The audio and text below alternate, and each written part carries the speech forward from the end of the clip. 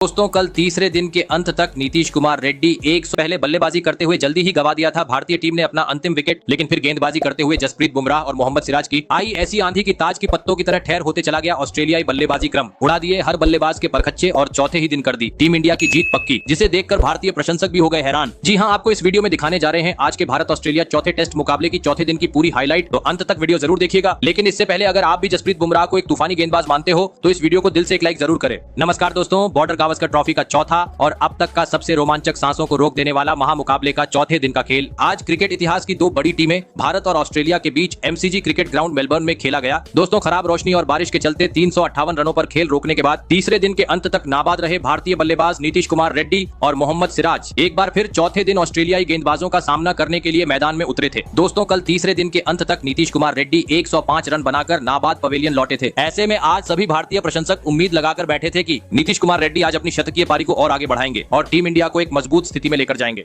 लेकिन दोस्तों ऐसा करने में चौथे दिन नीतीश कुमार रेड्डी पूरी तरह असफल रहे। जी हां, चौथे दिन की शुरुआत टीम इंडिया की काफी खराब रही और शतकवीर नीतीश कुमार रेड्डी जल्दी ही स्पिनर गेंदबाज नाथन लायन की गेंद पर बड़ा शॉट खेलने के चक्कर में अपना विकेट गवा बैठे और इसी के साथ टीम इंडिया की पहली पारी 369 रनों पर सिमट गई। ऐसे में अगर बात की जाए बल्लेबाजी की तो इस पहली पारी में टीम इंडिया की ओर से सबसे अधिक 114 रन की पारी नीतीश कुमार रेड्डी ने खेली। ऐसे में दोस्तों टीम इंडिया को 369 रनों पर ऑल आउट करने के बाद दूसरी पारी में ऑस्ट्रेलिया की ओर से सैम कोनस्टास और उस्मान ख्वाजा ओपनिंग बल्लेबाजी करने मैदान में उतरे और आते ही दोनों ही बल्लेबाजों ने भारतीय गेंदबाजों का सूझबूझ के साथ सामना करते हुए टीम का स्कोर आगे बढ़ाना शुरू कर दिया। लेकिन दोस्तों भारत की घातक गेंदबाजी के सामने ऑस्ट्रेलियाई युवा बल्लेबाज सैम कोनस्टास ज्यादा वक्त तक क्रीज पर नहीं टिक पाए और छठा ओवर लेकर आए जसप्रीत बुमराह की तीसरी गेंद पर सीधा क्लीन बोल्ड होते हुए पवेलियन लौट गए। आपको बता दें सैम कोनस्टास दूसरी पारी में मात्र 8 ही रन बना सके। ऐसे में अब 3 नंबर पर बल्लेबाजी करने मैदान में उतरे मार्नस लाबुशेन। दोस्तों पहला विकेट गिर जाने के बाद अब टीम इंडिया की घातक गेंदबाजी ऑस्ट्रेलियाई बल्लेबाजों के खिलाफ मैदान में देखने को मिल रही थी, जिस कारण मैदान में मौजूद उस्मान ख्वाजा और मार्नस लाबुशेन के बल्ले से जोरदार शॉट तो छोड़ो, इक्का दुक्का रन बटोरने में भी काफी ज्यादा दिक्कतों का सामना करना पड़ रहा था और इसी के चलते आज पहले 15 ओवर में ऑस्ट्रेलियाई टीम महज 37 रन ही स्कोर बोर्ड पर लगाने में सफल हो पाई थी। दोस्तों धीमी गति से रन बनने के चलते अब ऑस्ट्रेलियाई बल्लेबाजों पर दबाव बढ़ता जा रहा था और इसी दबाव का फायदा उठाया मैच का 18वां ओवर लेकर आए टीम इंडिया के तूफानी गेंदबाज मोहम्मद सिराज ने, जिन्होंने ओवर की 5वीं गेंद पर ऑस्ट्रेलियाई ओपनिंग बल्लेबाज उस्मान ख्वाजा को सीधा क्लीन बोल्ड करते हुए भारतीय टीम को दूसरी सफलता दिला दी। आपको बता दें उस्मान ख्वाजा 21 रन की पारी खेल आउट हुए। ऐसे में दोनों ही ओपनिंग बल्लेबाज पवेलियन लौट जाने के बाद अब मैदान में उतरे अनुभवी बल्लेबाज स्टीव स्मिथ, फिर यहां से स्टीव स्मिथ और दूसरी छोर पर खड़े मार्नस लाबुशेन ने संभल कर भारतीय गेंदबाजों का सामना किया और जल्दी ही ऑस्ट्रेलिया को 50 रन के पार पहुंचा दिया और अपनी इसी बल्लेबाजी को आगे भी जारी रखते हुए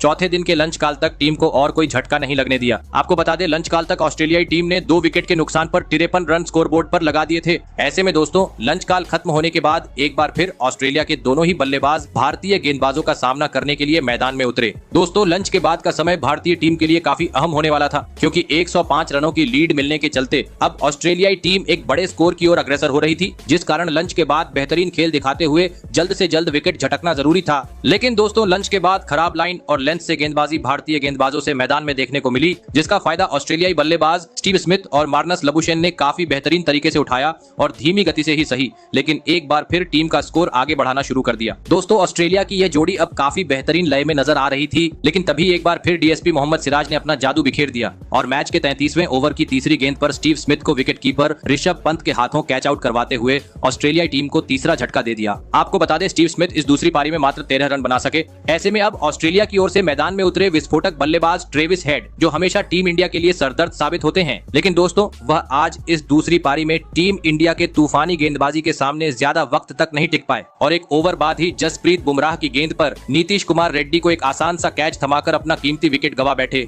आपको बता दें बुमराह ने ट्रेविस हेड को मात्र 1 रन पर पवेलियन का रास्ता दिखाया। वही दोस्तों जसप्रीत बुमराह का आतंक यही नहीं रुका, बल्कि उन्होंने इसी ओवर की अंतिम गेंद पर मैदान में उतरे नए बल्लेबाज मिचेल मार्श का भी पत्ता साफ करते हुए ऑस्ट्रेलियाई टीम को 5वां झटका दे दिया। दोस्तों जसप्रीत बुमराह की घातक गेंदबाजी के सामने अब ऑस्ट्रेलिया की टीम पूरी तरीके से बिखर चुकी थी, क्योंकि इसके बाद नए बल्लेबाज एलेक्स कैरी भी 2 ओवर बाद क्लीन बोल्ड होते हुए जसप्रीत बुमराह का शिकार बन चुके थे, जिस कारण दोस्तों एक वक्त मजबूत स्थिति में नजर आ रही ऑस्ट्रेलिया के अब 6 बड़े बल्लेबाज पेवेलियन लौट चुके थे। ऐसे में अब मैदान में उतरे कप्तान पैट कमिंस, फिर यहां से पैट कमिंस और सेट बल्लेबाज मार्नस लाबुशेन ने सीधी बल्लेबाजी करते हुए एक बार फिर टीम को संभाला और स्कोरबोर्ड को आगे बढ़ना शुरू कर दिया। और इसी बीच भारत की घातक गेंदबाजी के सामने मार्नस लाबुशेन ने इस महत्वपूर्ण मुकाबले में अपना धमाकेदार 50 जड़ दिया और साथ ही ऑस्ट्रेलिया को भी 100 रन के पार पहुंचा दिया और अपनी इसी बेहतरीन बल्लेबाजी को आगे जारी रखते हुए हुए चाय काल तक टीम का और कोई विकेट नहीं गिरने दिया। आपको बता दें चाय काल तक ऑस्ट्रेलिया ने 6 विकेट के नुकसान पर 135 रन स्कोर बोर्ड पर लगा दिए थे। ऐसे में दोस्तों चाय काल के बाद एक बार फिर नाबाद रहे ऑस्ट्रेलियाई बल्लेबाज मार्नस लाबुशेन और पैट कमिंस बल्लेबाजी करने मैदान में उतरे और आते ही दोनों ही बल्लेबाजों ने भारतीय गेंदबाजों पर दबाव बनाते हुए तेज गति से स्कोर बोर्ड को आगे बढ़ाना शुरू कर दिया। और इसी बीच इन दोनों ही बल्लेबाजों ने 8वें विकेट के लिए 50 से अधिक रनों की साझेदारी भी निभा डाली। दोस्तों ऑस्ट्रेलिया की यह जोड़ी अब भारत पर हावी होती जा रही थी,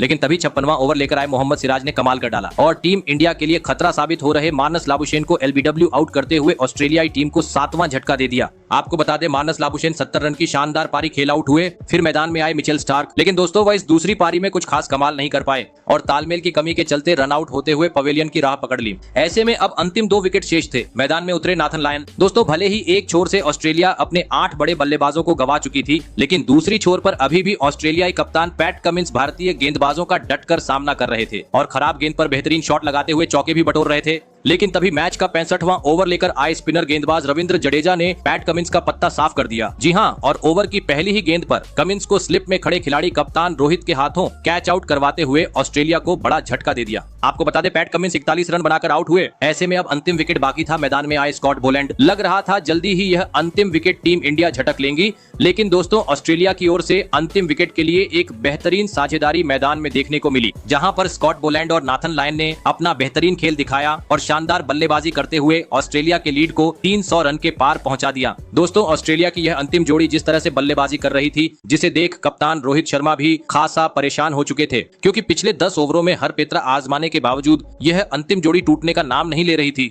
और अब खराब गेंद पर दोनों ही बल्लेबाजों से बेहतरीन शॉट भी देखने को मिल रहे थे, जिस कारण भारतीय कप्तान अब पूरी तरीके से हताश हो चुके थे। और दोस्तों इसी का फायदा दोनों ही बल्लेबाजों ने बखूबी तरीके से उठाया और अंतिम विकेट के लिए 50 से अधिक रनों की साझेदारी निभा डाली और चौथे दिन के अंत तक टीम इंडिया को विकेट हासिल नहीं होने दिया। आपको बता दें चौथे दिन के अंत तक ऑस्ट्रेलिया टीम ने 9 विकेट के नुकसान पर 228 रन स्कोरबोर्ड पर लगा दिए थे। ऐसे में दोस्तों अब अगर बात की जाए आज के पूरे खेल की, तो टीम इंडिया ने भले ही बुमराह की बदौलत ऑस्ट्रेलिया के लगातार विकेट झटके, लेकिन 6 विकेट गिर जाने के बाद टीम इंडिया के गेंदबाजों से खराब लाइन और लेंथ से गेंदबाजी मैदान में देखने को मिली और इसी कारण ऑस्ट्रेलिया के अंतिम जोड़ी टीम इंडिया तोड़ने में असफल रही। ऐसे में दोस्तों अब देखा जाए तो यह मुकाबला पूरी तरीके से रोमांचक मोड़ पर पहुंच चुका है। अगर टीम इंडिया को जीत हासिल करनी है तो अब अंतिम यानी 5वें दिन बल्लेबाजों को करिश्माई बल्लेबाजी करने की जरूरत होगी। तो दोस्तों आपको क्या लगता है, भारतीय टीम यह चौथा टेस्ट मुकाबला जीतने में कामयाब हो पाएंगी या नहीं? कमेंट करके जरूर बताइए।